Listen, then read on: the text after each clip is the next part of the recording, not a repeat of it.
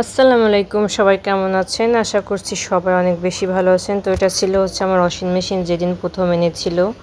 তো আমাদের হাউস ওয়াইফদের একটাই সমস্যা, কাপড় ধুতে ধুতে কিন্তু অবস্থা খারাপ হয়ে যায়। তারপরে কাজের বুয়া দিয়ে কাপড় ধুলে কিন্তু তেমন পরিষ্কার হয় না।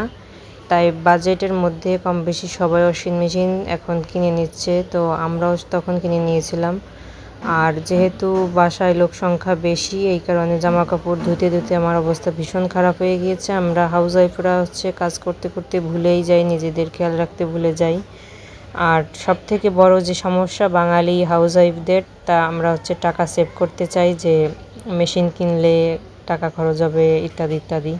তো নিজেদের দিকে একটু খেয়াল রাখা উচিত, নিজেদের যত্ন নেওয়ার দরকার। তো আমরা অনেক সময় টাকা সেভ করতে করতে নিজেদের জীবনের অনেক শখ আহ্লাদ অপূর্ণ রেখে দিই, শুধু টাকা সেভ করি ভবিষ্যতের জন্য, বাচ্চাদের জন্য, ভবিষ্যতে ঘর বানানোর জন্য। তাও শখের বয়সে কিন্তু শখগুলো পূরণ না হলে একসময় টাকা পয়সা হবে, কিন্তু শখগুলো সবসময় অপূর্ণ থেকে যাবে। যখন যেটা দরকার সাধ্যের মতো আর্থিক অবস্থা যেরকমের আছেন, তার ভিতরে ছোট ছোট শখগুলো বা ইচ্ছাগুলো পূরণ করে নেওয়াই ভালো আমার মতে। আমিও কিন্তু এরকমের ছিলাম, কিছুই কিনতে চাইতাম না।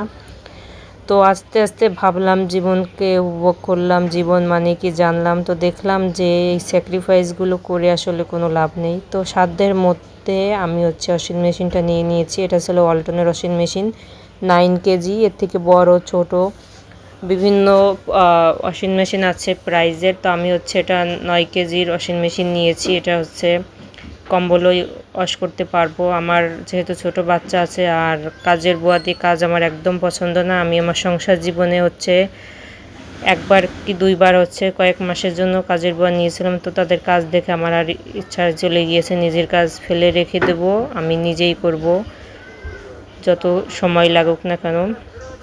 তো আমি সবসময় আমার কাজগুলো নিজে করতে পছন্দ করি। মাঝে মধ্যে হয়তো যদি বলি যে কাজের বুয়া রাখবো, তখন আমার আম্মু রাগারাগি করে যে এতটুকু ছোট্ট একটা সংসার কাজের বুয়া দিয়ে কাজ করাবো, ভবিষ্যতে কী করবা। তো আমি সেই কারণে আর কাজের বুয়া নিই নাই। আর ওয়াশিং মেশিনটা আনার পরে আনার কথা শুনে আমি অনেকগুলো কাপড় জমিয়ে রেখেছিলাম।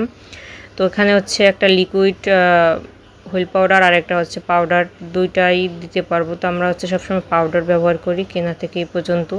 তো হুলির গুঁড়োর পরিমাণটা একটু বেশি লাগে। আর এটা যারা ব্যবহার করেছে তারাই বলতে পারবে, এতটা ময়লা জামা কাপড় ময়লা জামা কাপড় এত সুন্দরভাবে পরিষ্কার করে, যেগুলো বলার বাহিরে। তো কাজের বুয়া দিয়ে কাপড় চোপড় ধোয়ার পরেও, ওয়াশিং মেশিনে ধোয়ার পর আপনারা দেখতে পারবেন যে একদম নতুনের মতো অনেকগুলো কাপড় হয়ে গিয়েছে।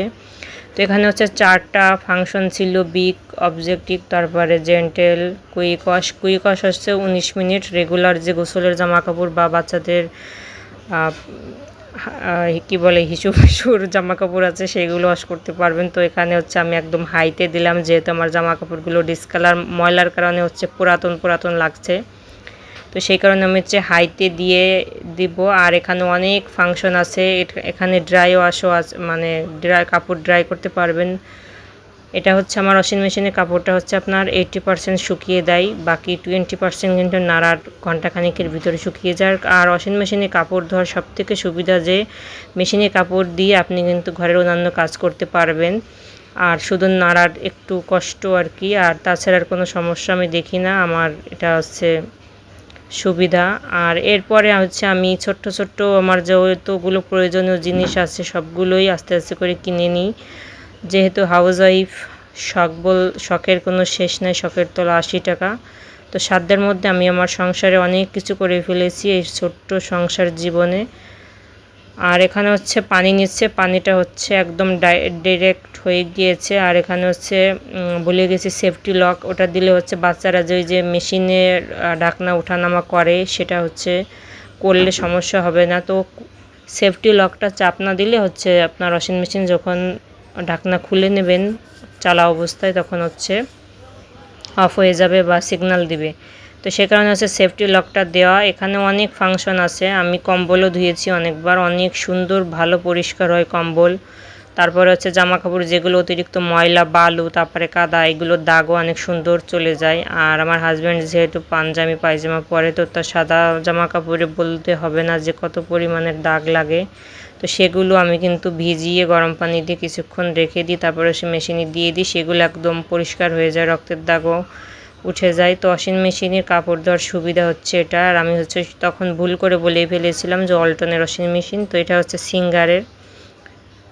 তো সিঙ্গারের ওয়াশিং মেশিন আপনারা চাইলে না ছোট অথবা বড় নিতে পারেন, কোনো সমস্যা নেই। আর এখানে হচ্ছে কাপড় ধোয়া দেখছিলাম যে কেমন ধোয়, তো পানিটা কিন্তু মোবাইলে ততটা বোঝা যাচ্ছে না, পানিটা অনেক ঘোলাটে ছিল, মানে ময়লা জামা কাপড় যেহেতু খুব সুন্দর করে ধুচ্ছে। আর এখানে হচ্ছে 3বার জামা কাপড় ধোয়, মানে আমরা যে জামা কাপড় ধোয়া যে সুন্নাতগুলো যে 3বার ওয়াশ করতে হবে বিসমিল্লাহ বলে, তো এখানে হচ্ছে 3বার কিন্তু ওয়াশ করি নাই, এখনও অনেক সময় বাকি আছে। তো এই যে হচ্ছে জামা কাপড় ঘোরাচ্ছে, এই ঘোরানোর ঠেলায় মানে জামা কাপড়গুলো একদম ড্রাই ওয়াশ হয়ে যায় লাস্টে।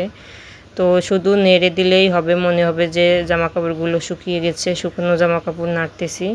তো ড্রাই ওয়াশ করে দেয়, এই কারণে কোনো ঝামেলা নাই শুকানোর। আমি বৃষ্টির সময়ও ধুয়ে তারপরে ড্রাই ওয়াশ করে রুমের ভিতরে নেড়ে দিলেই কিছুক্ষণের মধ্যে শুকিয়ে যায়। এটাই হচ্ছে ওয়াশিং মেশিনের সবথেকে সুবিধা, একদম দ্রুত কোনো কষ্ট ঝামেলা ছাড়াই কাপড় ধোয়া হয়ে যায়। আর অনেকে ভাবতে পারেন যে বিল আসবে, বিল তেমন আসে না, আপনি যদি সপ্তাহে 1 থেকে 2বার ব্যবহার করেন বিল আসবে না। তো আমার ভিডিওটি ভালো লাগলে লাইক কমেন্ট শেয়ার করতে ভুলবেন না। আসসালামু আলাইকুম, থ্যাংকস ফর ওয়াচিং।